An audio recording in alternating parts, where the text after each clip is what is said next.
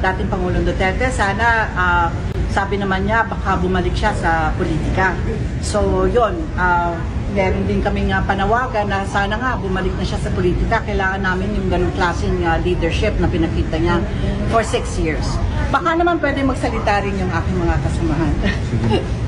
Sige po, sir. Kayo, sir. We will support Duterte until forever. Yes. Tuminong ang bayan sa time niya. Sana dito ulit siya, hindi namin siya iiwan hanggang sa huling patak ng bayan. Si Ma'am Elizabeth naman. Ma'am, kayo po.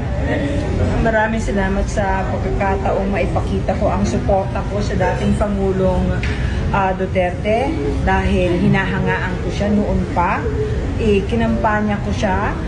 Hindi ko siya pwede pabayaan ngayon dahil ayaw ko magkamali uli. Dapat tulungan ko at suportahan ang sana tumakbo siya uli.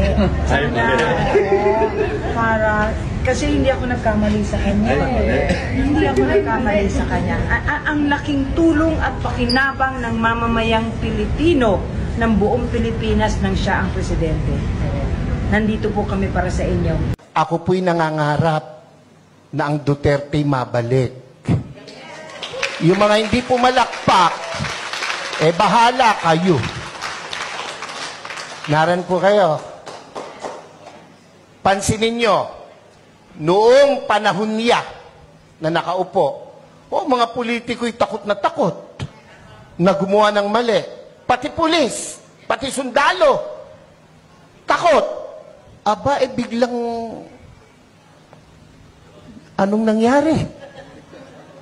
Ngayon ang mga kurakot mga nakaupo.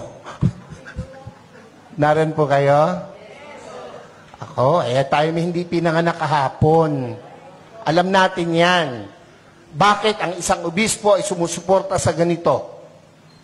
Aba, hindi masamang mangarap ng pag-unlad ng pagkakaisa sa bansa natin. Kung hindi tayo magsasalita at kikilos, kung hindi tayo magpapakita ng puwersa, ng lakas, sino? Alam mo, during the COVID, I talked to Senator Bongo para malaman nyo lang.